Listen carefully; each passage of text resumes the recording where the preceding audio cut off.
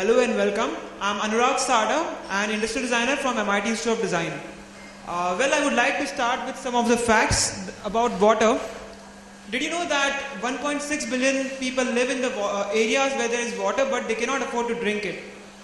The global water demand will increase by 40% in the coming 10 years. Aren't these figures shocking? Well, even I was shocked when I came up with this.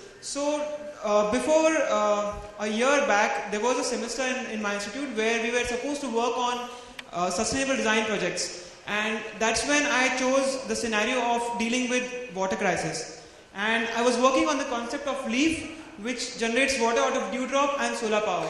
During that time, Victorinox, the company which makes Swiss Army knife, visited our company, our institute, and they introduced us with the Time to Care Sustainable Design Award to promote sustainable design projects and take them to the market. And that's what gave me an inspiration. And I thought if I participate in this, I'll be able to take my project to the live market. And this is the design which I have detailed for them, and I had sent this for the competition. It's leaf which is inspired from a natural leaf that forms dew on it. Basically, the unit is based on the basic process of condensation. The dewdrops are formed, they triple, and they are collected in the earthen pot and are filtered, so the water becomes drinkable. And it's a very simple process. The system runs on solar power. Just a common scenario how it could be implemented. As you know that the principle works on humidity. So leaf could be practically implemented in these regions where the population is almost 50% of the global population.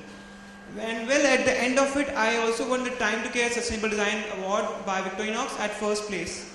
So during the award ceremony, I got an opportunity in Spain to meet a remarkable lady, Ribia Martin, who is a social design activist. And she asked me to join a forum where designers are supposed to share their ideas on sustainable design, and she tries to implement these ideas in her community.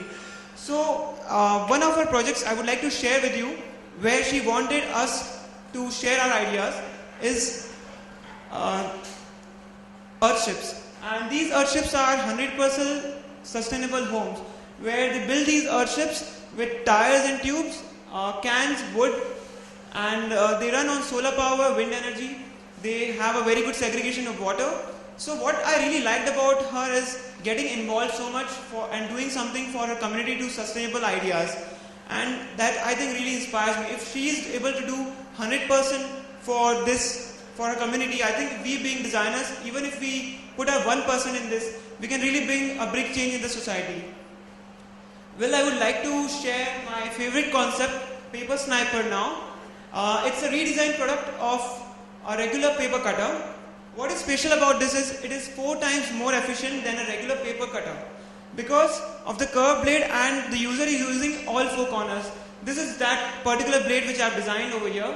And if you compare it with the conventional blade, it uses all 4 corners, plus it has the additional benefit with the curved edge blade. Because if you see a flat edge blade, it uses only 1 micro point when it touches the ground.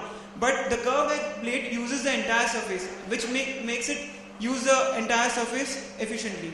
And the cutter is very much ergonomic in the grip, and it is a user-friendly design with a symmetric design, so it could be used by either of the hands.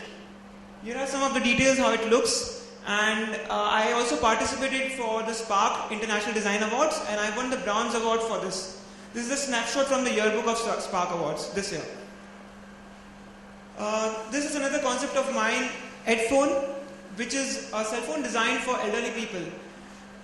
What is unique about this phone is that if you notice that the elderly people have problem with orienting the phone with the ear.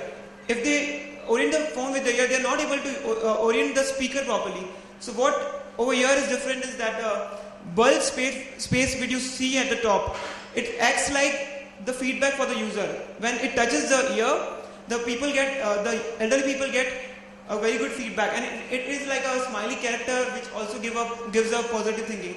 This phone may not be able to compete with the smartphones in the world, but I think it is designed especially for elderly people, and it solves the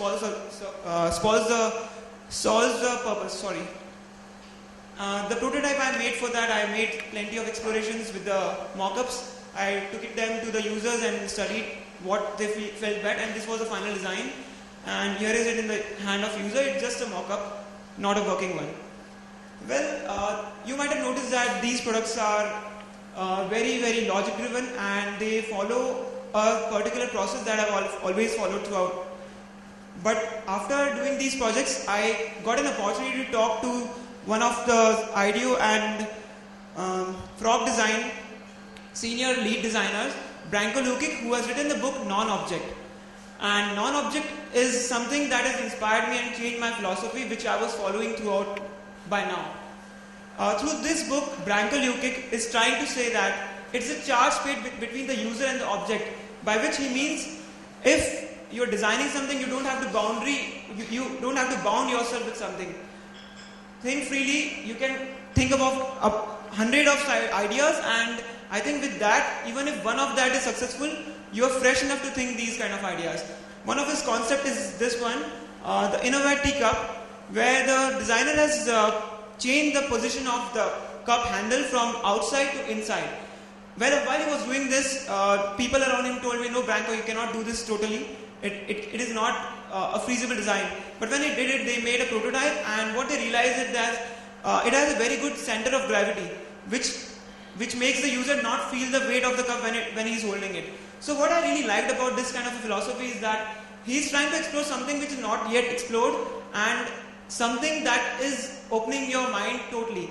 And you are free of these boundaries.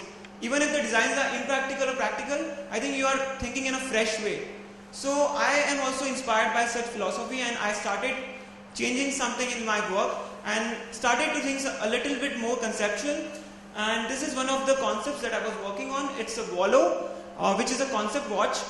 Usual watch would have a hand, a dial, a touch screen or digits, but this watch is completely hollow from inside.